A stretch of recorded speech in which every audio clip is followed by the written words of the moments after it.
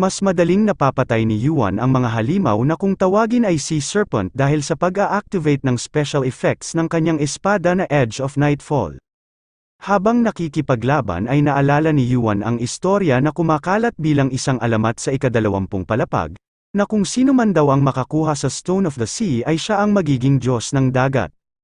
Patuloy ang paggamit ni Yuan sa kanyang skill na Cinder Eyes na siyang nagbibigay linaw sa kanyang paningin sa madilim na kapaligiran.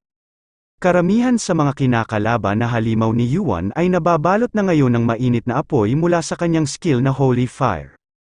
Lahat ng mga Sea Serpent na ito ay sabay-sabay na sumugod, pakiramdam nila ay maaalis ang mapinsalang apoy na sumusunog sa kanila kapag napatay na nila si Yuan. Lahat ng sumugod na halimaw kay Yuan ay nagkawasak-wasak ang katawan. Sa ibabaw ng mga putol-putol na katawan ng mga halimaw ay naisip ni Yuan na hindi na nga lang daw isang alamat ang Stone of the Sea. Ang Sea Turtle nga raw na nakakuha nito ay lumaki ng sobra-sobra at siya ngayong naghahari at naging Diyos ng buong dagat. Nakarinig si Yuan ng malakas na tunog sa loob ng Sea Turtle, sa lakas nga raw nito ay parang mababasag na ang kanyang tenga. Naisip ni Yuan na sumunod nga raw sa kanya ang ibang halimaw papasok sa loob, pero karamihan nga raw sa mga halimaw na naroon ay matagal nang naglalagi sa loob ng Sea Turtle dahil sa naakit ang mga ito sa kontrol ng Stone of the Sea na kilala rin sa tawag na Divine Sea Crystal. Kung pagbabatayan nga raw ang halimaw na naninirahan na mismo doon, hindi na nga lang daw ito tiyan ng Sea Turtle kundi isa na itong dungeon na may sariling ecosystem.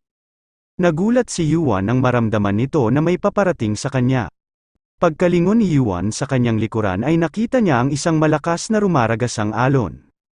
Lumalangoy sa malaking alon na ito ang mga mahahabang Sea Serpent na kagaya ng mga naunang nakalaban ni Yuan. Naisip ni Yuan na mukhang lumunok daw ng napakaraming tubig dagat ang napakalaking Sea Turtle sa laki ng alon na nasa likuran niya.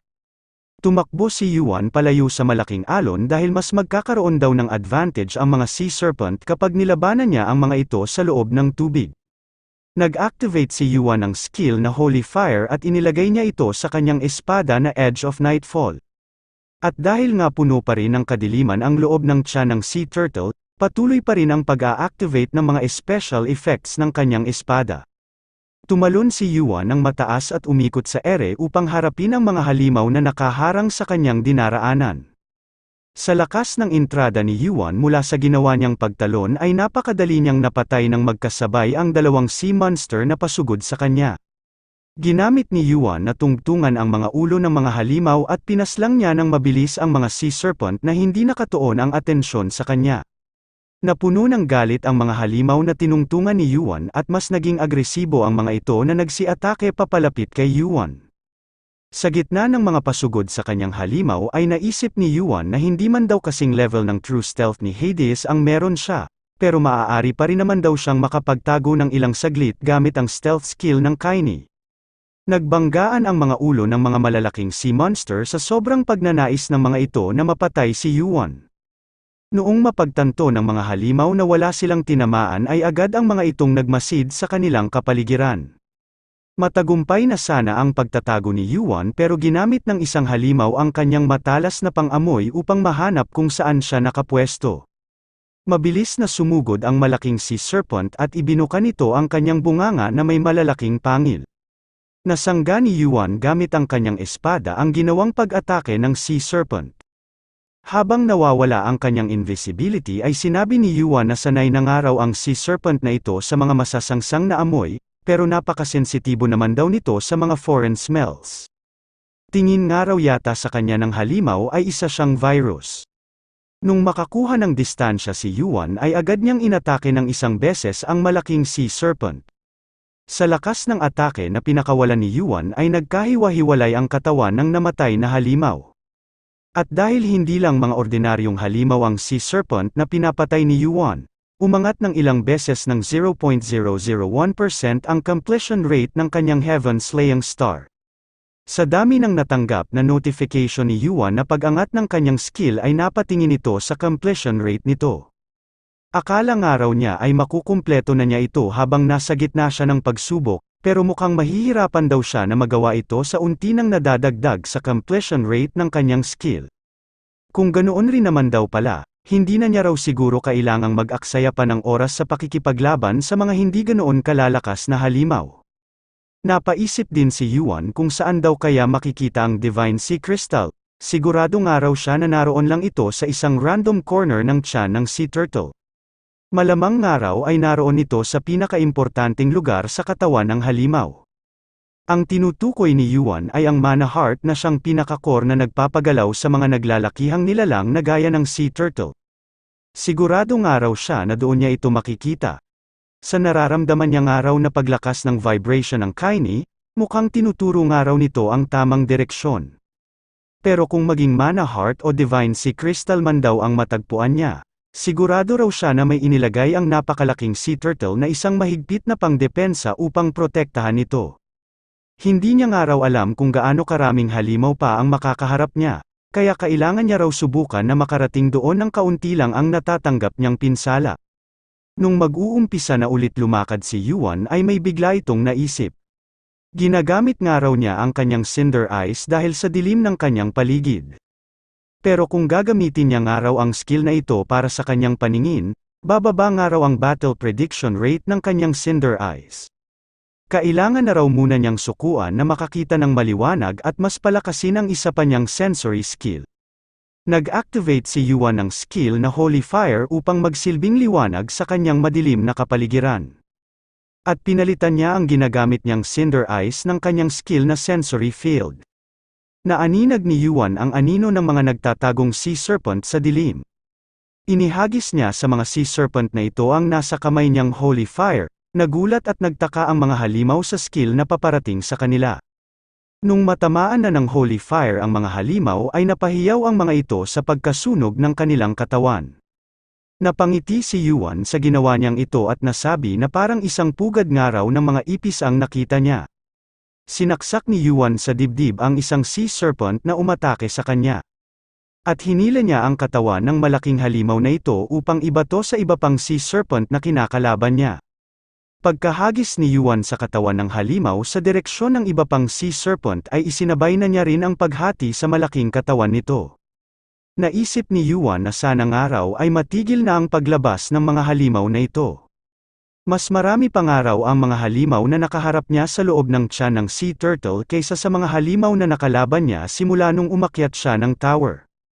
Kapapatay pa lang ni Yuan sa isang pulutong ng mga halimaw pero may dumating na naman na mga naglalakihang sea serpent na handa na ring sumugod sa kanya. Sa pag-a-activate ni Yuan ng Holy Fire sa kanyang espada ay naisip niya na mabilis nga raw ang pagbalik ng kanyang mana at stamina dahil sa special effects ng Edge of Nightfall. Pero kung magpapatuloy pa raw siya sa paggamit ng mana sa ginagawa niyang pakikipaglaban, ay mauubusan na raw siya ng lakas bago siya makarating sa dapat niyang puntahan. Nag-ungulan ang mga halimaw na tinamaan ng malakulay lilang apoy na nagmula sa Holy Fire skill ni Yuan. Pagkababa ni Yuan ay naisip niya na kalahati na nga lang daw ng kanyang mana ang natitira sa kanya. Pakiramdam niya raw ay malapit na siya sa bagay na kanyang hinahanap. Tinapik ni Yuan ng makailang ulit ang kaini na suot-suot niya sa kanyang kanang kamay.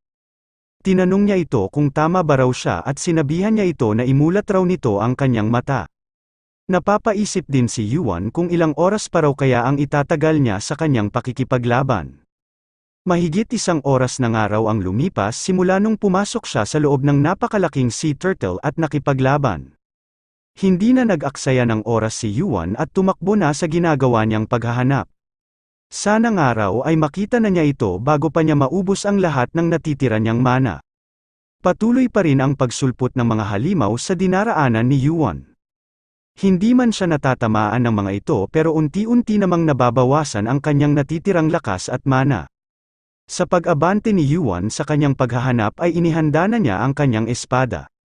Sa pag-activate ulit ni Yuan sa kanyang skill na Cinder Eyes ay may bigla itong nakita at naramdaman sa kanyang harapan. Napatigil sa pag-abante si Yuan at napaatras ng bahagya ng dahil sa kanyang nakita. Habang tinitingnan ang lahat ng bagay at nilalang sa kanyang harapan ay sinabi ni Yuan na naroon na nga raw siya. Bumungad kay Yuan ang isang napakalaking mana heart na napapalibutan ng hindi mabilang na mga sea serpent. Ang mga monster na ito ang pumoprotekta sa core ng napakalaking sea turtle. Halos kasing daming araw siguro ng bilang ng mga halimaw na ito ang mga halimaw na nakaharap niya simula nang pumasok siya sa loob. Natuon ang pansin ng mga malalaking sea serpent kay Yuan matapos ng mga itong marinig ang sinabi niya na napakaraming araw ng halimaw sa lugar na yon. Itinutok ni Yuan sa direksyon ng mga sea serpent ang kanyang espada at sinabi sa mga ito na mukhang may party raw sila na ginagawa doon. Nagkaroon ng hindi maipaliwanag na kapangyarihan ang kanang kamay ni Yuan matapos na magpakita ang kulay dilaw na misteryosong mata sa kanyang suot na kaini. Sinabihan niya ang mga halimaw na umalis raw ang mga ito sa kanyang harapan. Naisip niya na wala na nga raw siyang rason para ireserba pa ito. Unti-unting nagmulat ang kulay dilaw na misteryosong mata sa kaini glove ni Yuan. Hanggang sa tuluyan na nga itong bumukas at naramdaman ni Yuan ang pagbugso ng malakas na kapangyarihan sa kanyang kamay. Kasunod noon ay natanggap niya ang notification na summoning hell. Ang Hell skill ay isang likas na kakayahan ng kaini. Nagagawa nitong mapadala ang mga target na kinonsumo ng black mana na nagmula sa kaini ay patungo sa isang tiyak na lokasyon. Sa pagdaloy ng bagong kapangyarihan sa kanyang katawan ay sinabi ni Yuan sa mga sea monster na siya raw ang master ng Divine Sea Crystal. Ang Hermes threads na gamit ngayon ni Yuan, ang Aegis ni Athena na kilala rin sa tawag na Shield of Medusa, at ang Sun Chariot na pag-aari ngayon ni Apollo, ay ilan sa mga makapangyarihang item na nagrerepresenta sa pinakamahusay na blacksmith ng tower na si Hephaestus. Pero ang pinakamaganda at pinakamalakas sa lahat ng item na nagawa noon ni Hephaestus, ay ang lightning bolt na nasa kamay ng hari ng Olympus na si Zeus. Ang item na ito ay may kakayahan na magpagunaw ng isang isla gamit lang ang isang atake at may kakayahan din ito na makakontrol ng panahon. Sa pagbugso ng kapangyarihan sa kanang kamay ni Yuan ay naisip niya na maaari na nga rin daw ipantay ang kanyang kaini sa lakas ng lightning bolt ni Zeus. Nagtaka ang napakaraming sea serpent kung bakit may pangahas na tao ang nagpunta doon at kung ano ang nararamdaman nilang kapangyarihan mula sa taong ito. Walang takot na naglakad si Yuan papunta sa sentro ng mga naglalakihang sea serpent. Hindi naman agad umatake ang mga halimaw at pinagmasdan ang mga gagawin ni Yuan. Naisip ni Yuan na ang adamantium nga raw ay may kakayahan na ipalabas ang buong kapangyarihan ng Dark Crystal, Sea Crystal, at ng Sky Crystal. Pero ang kapangyarihan daw ng bawat item ay magkakaiba depende kung gaano kahusay ang blacksmith na gumawa nito. Sa panahon nga raw na kanyang pinanggalingan, ang disciple noon ni Hephaestus ang siyang gumawa ng kaini na dating pag-aari ni Hades. Pero ngayon nga raw na iba na ang bersyon ng kaini at si Hephaestus mismo ang gumawa nito. Ibig sabihin daw nito ay ang kaini na pag-aari ngayon ni Yuan ay higit na mas malakas sa kaini na gamit noon ni Hades. Nagising ang lahat ng mga natutulog na sea monster malapit sa Mana Heart at tumingin ang mga ito sa direksyon kung nasaan si Yuan. Hindi naman nasindak si Yuan at pinagpatuloy pa rin ang paglakad papalapit sa napakaraming halimaw. Nagkaroon ng kakaibang liwanag ang napakalaking Mana Heart na siyang nagsilbing hudyat upang umatake ang mga halimaw. Sabay-sabay na nagsiatake ang napakaraming sea serpent pasugod kay Yuan. Naging handa naman si Yuan at hinintay ang paglapit ng mga halimaw na ito. Habang hawak ang kanyang espada ay sinabi ni Yuan na susugurin pa nga rin daw siya ng mga halimaw kahit na alam naman ng mga ito na mamamatay sila. Sinabi niya rin na nasa ilalim nga raw ng kapangyarihan ng Divine Sea Crystal ang mga sea serpent na ito kaya dinedepensahan nila ang Mana Heart. Sa pagsugod ni Yuan ay nagsummon siya ng skill na Hell. Sa pag-activate ni Yuan ng Hell ay naging napakalaki ng sakop ng kanyang pag-atake at nagkaroon ng kulay itim at dilaw na liwanag ang landas na dinaanan ng kanyang espada. Nung makita na ni Yuan ang naging epekto ng bago niyang skill, ay naisip niya na ang mga halimaw na tinamaan nito ay mga nawala na tila sumunod sa pagdaloy ng mana at parang may lumunok nga raw sa lahat ng mga ito. Napapaisip si Yuan kung saan nga raw kaya konektado ang kadiliman na nagmula sa kanyang skill. Napailing si Yuan nang maramdaman niya ang pagdurugo ng kanyang kanang kamay kung saan nakasuot ang guwantes na kaini. Pakiramdam niya raw ay parang madudurog ang kamay niyang ito. Hindi niya nga raw inasahan na ganito pala ito kasakit kahit na mayroon na siyang 100 stats sa kanyang arcane power. Hindi nga raw kakayanin ng kanyang katawan kapag pinagpatuloy niya ang paggamit sa kapangyarihang ito. Pinagana na rin ni Yuan ang epekto ng kanyang suot na Hermes threads at naisip na 2 beses pangaraw niyang makakayang magamit ang Hell skill, at sa 2 beses na iyon ay kailangan niya ring magtiis sa napakasakit na side effect ng paggamit niya ng bagong kapangyarihang ito. Nagulat ang napakaraming sea monster sa mataas at mabilis na pagtalo ni Yuan. Nagawa niya ito sa tulong ng suot niyang Hermes threads na may kakayahang magpataas ng 50% sa kanyang jumping power. Sa pinakagitna ng daan-daang halimaw ay sumulpot si Yuan na siyang ikinabahala ng mga naglalakihang sea serpent. Winasiwas ni Yuan ang kanyang espada na nababalot ng kapangyarihan ng Kaini na siyang naglabas ng isang makapangyarihan at maliwanag na atake. Mula sa maliit na liwanag na nagmula sa Hell skill ni Yuan, ay mabilis itong lumaki na halos sakupin na ng pag-ataking ito ang napakaraming halimaw. Naglaho ulit ang mga halimaw na tinamaan ng Hell skill ni Yuan, pero napakarami pa rin ang mga sea serpent na nakikita niya sa kanyang paligid. Patuloy pa rin ang pagtalo ni Yuan ng mataas papalapit sa pinoprotektahan ng mga halimaw na mana heart. Habang nasa ere ay ginamit ni Yuan ang skill na Sky Step na nagmula sa suot niyang Hermes threads. Sa pag-angat ni Yuan sa himpapawid ay nagawa niyang malampasan ang napakaraming naglalakihang sea serpent. Kaakibat ng paggamit niya ng skill na Sky Step ay bumilis ng 100% ang kanyang movement speed sa loob ng 5 segundo at nagawa niya ring makapaglakad sa ere sa loob din ng 5 segundo. Sa ikli ng duration ng kanyang paglalakad sa ere ay inihanda na agad ni Yuan ang sunod niyang gagawin na pag-atake. Habang ginagawa ito ni Yuan ay naisip niya na kailangan niyang araw ulit itong gamitin ng isa pang beses. Nag-focus din si Yuan sa paggamit ng kanyang sensory skill na Cinder Eyes at binasa ang tamang landas na dapat niyang daanan. Habang pinagmamasdan ang lumiliwanag na mana heart ay napapaisip si Yuan kung nasaan ang araw kaya ang bagay na hinahanap niya. Mas naging agresibo ang mga naglalakihang sea serpent sa mabilis na paglipad ni Yuan papalapit sa pinoprotektahan nila na malaking mana heart. Sa matinding konsentrasyon ni Yuan ay unti-unti niyang natukoy kung nasaan ang bagay na hinahanap niya. Sa loob ng mana heart ay naaninag ni Yuan ang isang maliit na liwanag, at mula sa liwanag na iyon ay malinaw niyang nakita na naroon nga ang Divine Sea Crystal na kanina pa niyang hinahanap. Matapos niyang matukoy ang direksyon na kinalalagyan ng Divine Sea Crystal ay nakatanggap si Yuan ng notification na nagre-react daw ang Kaini sa isang fragment. Kasabay rin noon ay mas lumakas pa ang kapangyarihan na inilalabas ng misteryosong mata sa sobrang pananabik nito sa nararamdaman nitong fragment. Nagningas ang 2 mata ni Yuan at inihanda niya ang kanyang espada na nababalot ng kapangyarihan ng Kaini. Naisip ni Yuan na dahil nga raw nakita na niya ang Divine Sea Crystal, kailangan niya nga raw mabasag ang mana heart sa isang atake lang. Nagpakawala si Yuan ng napakalaking maitim at madilaw na liwanag patungo sa mana heart na pinuprotektahan ng mga halimaw. Naalarma naman ang lahat ng naglalakihang sea serpent at agad na nagsisugod papunta sa direksyon ni Yuan. Nagpatuloy sa paglaki ang sakop ng liwanag na nagmula sa kanyang skill. Maging ang mga halimaw na nagsisugod ay nadamay sa napakalaki at makapangyarihang atake na pinakawalan ni Yuan. Nagkalat ang napakaraming dugo mula sa binasag niya na malaking mana heart. At hindi lang ang mana heart ang natamaan niya, maging ang daan-daang naglalakihang sea monster na nakapalibot noon sa mana heart ay mga naluso at namatay sa lakas ng ginawa niyang pag-atake. Nagsilapit ang mga natitirang halimaw papunta sa nabasag na mana heart, lahat ng mga ito ay naguguluhan kung ano na ang nangyayari doon. Sunod-sunod na nagsilangoy ang mga sea serpent sa napakaraming dugo na nagmula sa mana heart at naghanap ng maaari nilang makain.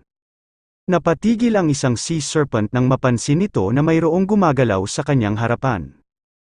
Nagpa siya ang malaking sea serpent na lumapit sa naramdaman niyang paggalaw at kainin kung anuman ang bagay o nilalang na natatago doon.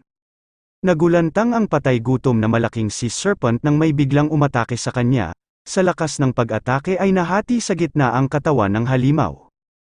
Lumabas ang bida nating si Yuan mula sa napakaraming dugo at sa parte ng nabasag na mana heart na siyang napatabon sa kanya. Tinitigan ni Yuan ang lahat ng mga natitirang naglalakihang sea serpent na nakikita niya sa kanyang harapan. Nakaramdam ng takot ang mga halimaw na ito sa tindi ng pagkakatitig sa kanila ni Yuan. Habang nakakaramdam ng kaba ang mga natitirang sea serpent, ay pinunasan ni Yuan ang dugo na nasa kanyang mukha at sinabi na nakakadiri nga raw ito. Naisip ni Yuan na hindi niya nga raw makita ang tunay na kalagayan ng kanyang kanang kamay dahil sa suot niya ang guwantes na kaini, pero sigurado nga raw siya na matindi ang naging pinsala nito. Kailangan pa nga raw niyang pataasin ang kanyang arcane power at constitution, kung gusto niyang magamit ng perpekto ang bagong skill na Summon Hell.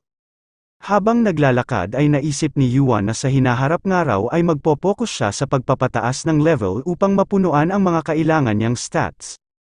Kinabahan naman ang mga Sea Serpent sa unti-unting paglapit sa kanila ni Yuan. Hinawakan ni Yuan sa kanyang kaliwang kamay ang Edge of Nightfall at sinabi sa mga halimaw na magsitabi raw ang mga ito dahil pagod na raw siya. Nagtagumpay si Yuan sa kanyang pakay at nasa kanang kamay na niya ang makapangyarihang Divine Sea Crystal na kilala rin sa tawag na Stone of the Sea. Sa isang parte ng Triton Island ay patuloy ang kumprontahan ng panig ni Theseus at panig ng mga Giant Ranker. Sinabi ni Theseus na nababaliw ng araw ang mga giant na ito. Tinanong niya ang mga Giant Ranker kung talagang naniniwala ba raw ang mga ito kay Yuan na magagawa nitong makuha ang Stone of the Sea. Sumagot naman si Sutar na magtatagumpay nga raw si Yuan, dahil iyon nga raw ang sinabi sa kanila ng kanilang elder. Naisip ni Theseus na nasisiraan na nga raw ng ulo ang mga giant na ito. Alam niya nga raw na babagsak si Yuan sa pagsubok na hinaharap nito. Paano ba raw kaya magiging posible na matalo ni Yuan ang isang halimaw na naging pinakahari ng dagat sa tulong ng kapangyarihan ng Stone of the Sea? Naisip ni Theseus na wala na nga raw siyang pagpipilian kundi ang maghintay muna ngayon. Kapag nga raw natapos na ang pagsubok ay sa kanya papatayin ang lahat ng mga Giant Ranker na humaharang sa kanila. Napaungol ng malakas ang napakalaking sea turtle at biglang nagliwanag ang mga mata nito. Matapos ang ilang sandali ay tumigil na sa pag-ungol ang sea turtle at nawalan na ng buhay ang mga mata ng halimaw na ito. Nagkaroon ng napakalakas na alon ng dahil sa paglubog ng namatay na sea turtle. Takang-taka ang kampo ni Theseus kung ano na ang mga nangyayaring ito. Napuno ng galit ang mukha ni Theseus matapos nilang matanggap ang notification na matagumpay na nakapasa si Yuan sa ginawa niyang pagsubok. Sinabi ng nagngangalit na si Theseus na hindi nga raw maaaring mangyari ito. Inutusan niya ang mga kasamahan niyang test examiner na hanapin si Yuan at dalhin ito agad sa kanya. Ibinagsak ulit ni Sutar ang nagliliyab niyang espada at sinabi kay Theseus na hindi niya raw hahayaan ang mga ito sa gagawin nila. Inutos ni Sutar sa mga kasama niyang Giant Ranker na pigilan ng mga ito ang lahat ng test examiner sa panig ni Theseus at huwag hayaang madampian ang kahit na isang hibla ng buhok ni Yuan. Tinanong ni Theseus si Sutar kung plano ba raw ng mga ito na idamay ang lahat ng mga giant sa gulong ito. Wala na raw ba ang mga itong pakialam kung may maganap muli na panibagong Gigantomachie? Sumagot naman si Sutar na nabalitaan nga raw nila na matagal na ring naghahanda ang Olympus sa pangalawang Gigantomachie. Kaya balewala na rin daw ang ginagawang pananakot ni Theseus, sinabi niya rin na tapusin na lang daw nila ito ngayon. Itinago ni Theseus ang kanyang hawak na player kit, at sinabi kay Sutar habang nakangiti na kabaliwan raw ang ginagawa nito. Sinabi niya na mauulit lang daw ulit ang kasaysayan na kinahantungan ng mga giant. Pagkaalis ni Theseus ng player kit sa kanyang kamay ay agad niya itong pinalitan ng kanyang sandata. Habang hawak ni Theseus ang kanyang trident ay nag-umpisang kumulo ang isang bahagi ng dagat. Mula sa ilalim ng dagat ay lumabas ang isang nagliliyab na karuwahe na napapalibutan ng mga disenyo na gawa sa ginto. Ang karuwahe na ito ay isang replika ng Sun Chariot ni Apollo na ginawa noon ng blacksmith na si Hephaestus. Habang lumalabas sa Sun Chariot ang 10 ranker na nanggaling sa panig ng mga taga-Olympus ay sinabihan ni Theseus si Sutar na sa pangatlong araw nilang laban ay tumakbo lang ito ng tumakbo. Sa pagbaba ng mga Olympian ranker ay niyabangan ni Theseus si Sutar at tinanong kung ano naman daw ang gagawin nito ngayon. Tinanong niya kung sa pagkakataong ito ba raw ay tatakbo na naman daw ba ang giant na si Sutar.